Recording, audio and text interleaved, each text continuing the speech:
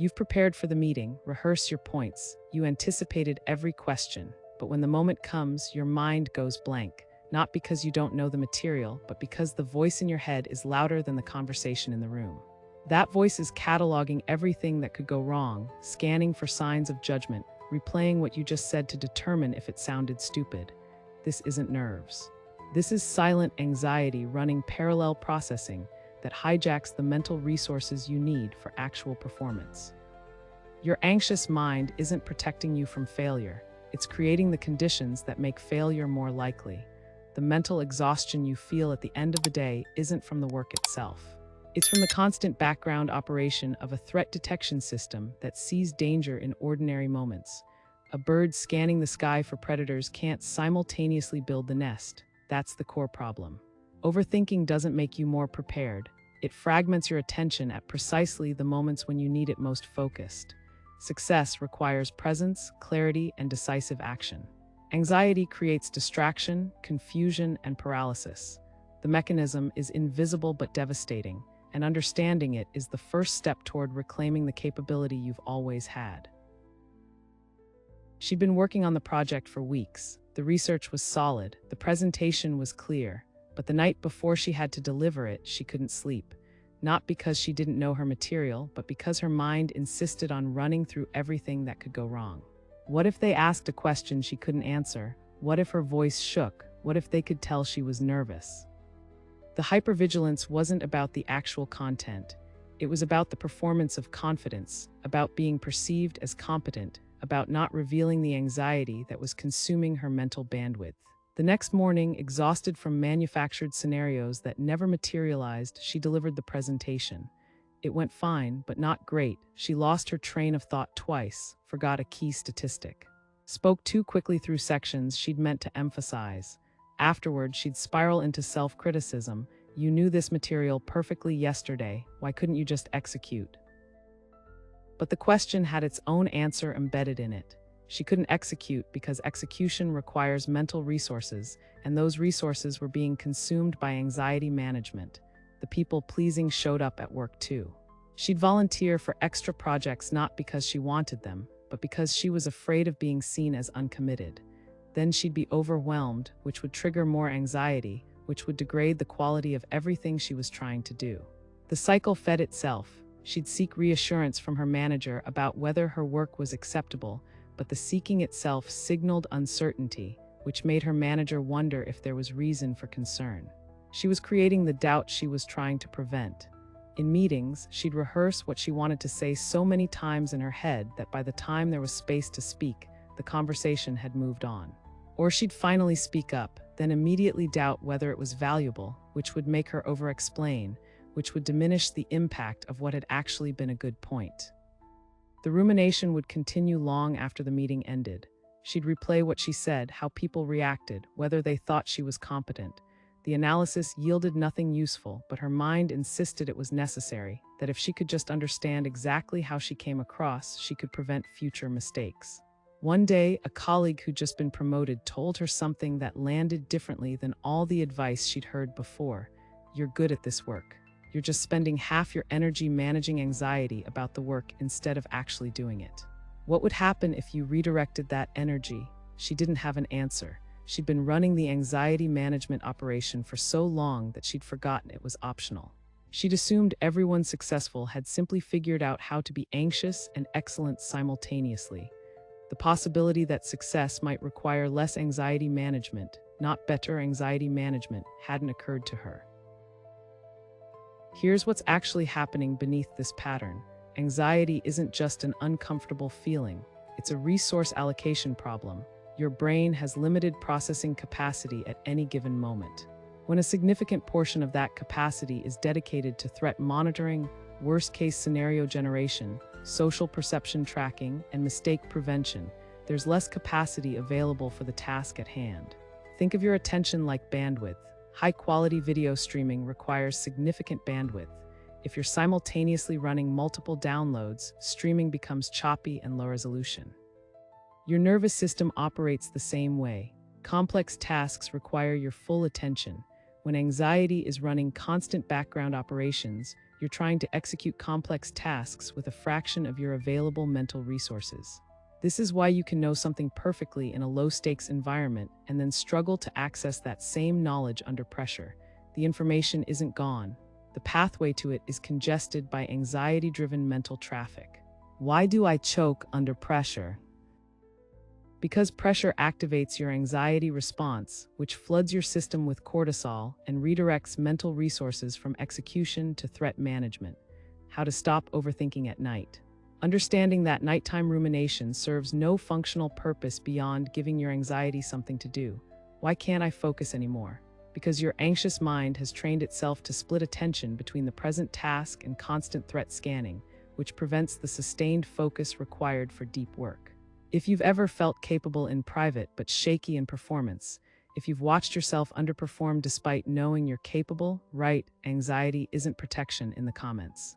The mechanism is operating beneath conscious awareness, but understanding it makes intervention possible. Your brain isn't defective. It's just running programs that made sense in a different context and haven't been updated for the challenges you're actually facing. The first way anxiety blocks success is through decision paralysis. Successful people make decisions efficiently, not perfectly, but efficiently. They gather available information, make the best choice they can with what they have, and move forward. Anxiety demands certainty before committing. It wants guarantees that don't exist. So you research endlessly, seek more opinions, delay choosing until circumstances force a choice or the opportunity passes. The fix isn't making reckless decisions. It's recognizing that most decisions aren't as consequential as anxiety claims, and even wrong decisions are often correctable. Set a decision timeline. Gather information within that window. Decide. Move forward. The discomfort of uncertainty is temporary. The cost of paralysis compounds. The second way anxiety blocks success is through performance interference. When you're delivering a presentation, having a difficult conversation, or executing under observation, anxiety creates a split-screen experience. Part of your attention is on the task. Part is monitoring how you're doing, whether people are judging you, whether you're showing signs of anxiety. That monitoring consumes processing power. The fix is redirecting attention entirely to the external task. Notice when you're monitoring yourself and bring focus back to what you're saying, what the other person is communicating, the problem you're solving. This requires practice because anxiety will insist that self-monitoring is protective. It's not, it's sabotage. The third way anxiety blocks success is through opportunity avoidance. Anxiety prefers the known, even when the known is limiting. Opportunities typically involve uncertainty, new challenges, visibility, potential failure. Anxiety evaluates these factors as threats and generates compelling reasons to stay where you are. The rationalization is sophisticated. It's not that you're afraid. It's that the opportunity isn't quite right, the timing isn't perfect, you need more preparation. The fix is distinguishing between legitimate concerns and anxiety-driven avoidance. Ask yourself, if anxiety weren't a factor, would this be worth pursuing? If yes, the discomfort of pursuing it is the recalibration process, not evidence you've made the wrong choice. The fourth way anxiety blocks success is through relationship management overhead. Success often requires collaboration, clear communication, appropriate delegation, and the ability to have difficult conversations. Anxiety turns all of these into exhausting negotiations. You over-explain to prevent misunderstanding. You avoid delegating because you're anxious about burdening others. You delay difficult conversations until small problems become large ones. You seek excessive reassurance, which creates the relationship strain you were trying to prevent. The fix is treating professional relationships as partnerships, not performances. Say what needs to be said, ask for what you need. Trust that capable people can handle direct communication. The mental energy you're spending on managing others' potential reactions is energy not available for actual work. The fifth way anxiety blocks success is through perfectionism disguised as standards. High standards drive success. Perfectionism driven by anxiety prevents it. The difference is that high standards recognize when something is good enough and move forward. Anxiety-driven perfectionism can never be satisfied because the actual goal isn't excellence, it's elimination of vulnerability. If the work is perfect, it can't be criticized. But perfection is impossible, so you either never finish or you finish exhausted from effort spent on diminishing returns. The fix is defining good enough before you start and stopping when you reach it. The anxiety will protest. It will find flaws, it will insist that more revision is necessary. But done and imperfect beats perfect and never completed. The sixth way anxiety blocks success is through mental exhaustion from constant vigilance. Success requires sustained effort over time. Anxiety creates a sprint mentality where you're always in high alert mode, always monitoring for threats, always ready to defend or explain or prevent. That level of activation isn't sustainable. You burn out not from the work itself, but from the constant state of anxious readiness. The fix is recognizing that most moments don't require high alert. Your nervous system can operate in a calmer baseline state where you're capable of responding to actual challenges without maintaining constant threat posture. This requires actively practicing downregulation, deliberately shifting out of anxiety mode even when anxiety insists it's necessary. The seventh way anxiety blocks success is through risk assessment distortion. Every opportunity involves risk. Anxiety magnifies the risks while minimizing both the potential rewards and your capability to handle challenges. So opportunities that would be net positive get evaluated as too risky. You stay in situations that are slowly deteriorating because they feel safer than the uncertainty of change.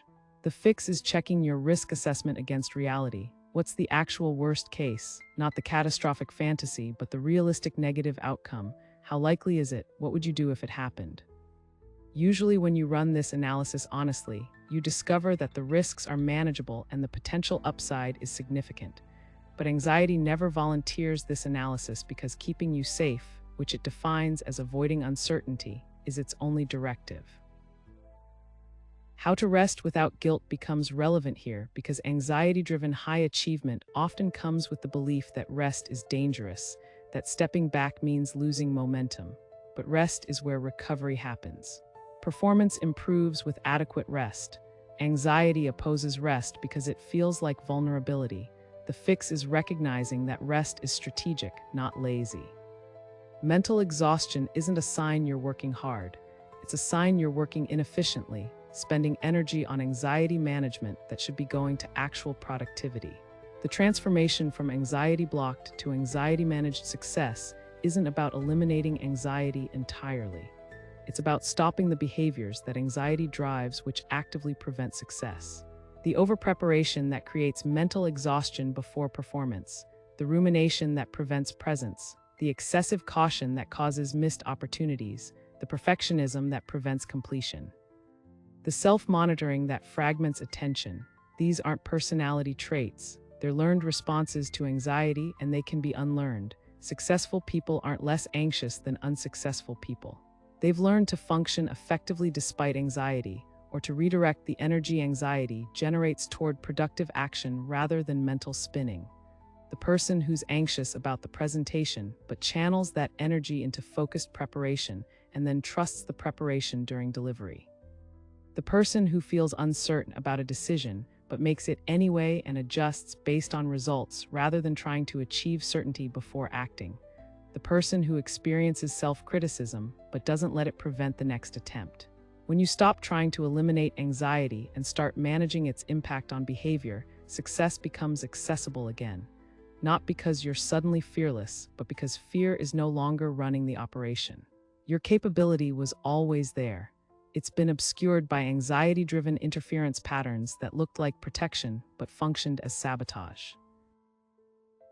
Here's the truth most people resist. You're more capable than your anxiety allows you to demonstrate.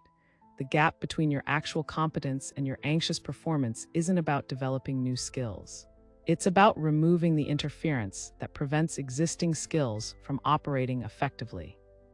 The anxious mind will resist this framing because it has constructed an entire worldview where anxiety is necessary for success, where letting go of anxious vigilance means inevitable failure. But that worldview is based on correlation without causation. You've succeeded despite anxiety, not because of it. Every moment of success you've experienced happened during brief windows when anxiety's grip loosened enough for your actual capability to emerge. The goal isn't achieving permanent calm. It's increasing the frequency and duration of those windows where anxiety isn't driving behavior, where you're present instead of monitoring, where you're executing instead of self-evaluating, where you're deciding instead of endlessly deliberating. Those windows are where success lives. Anxiety has convinced you it's the guardian preventing failure. In reality, it's the obstacle preventing success. The shift happens when you stop trying to manage anxiety's comfort and start taking action despite anxiety's protests. The discomfort of acting while anxious is temporary. The cost of letting anxiety veto opportunity is permanent. Subscribe to The Anxious Mind to understand your anxiety without shame and train a calmer mind.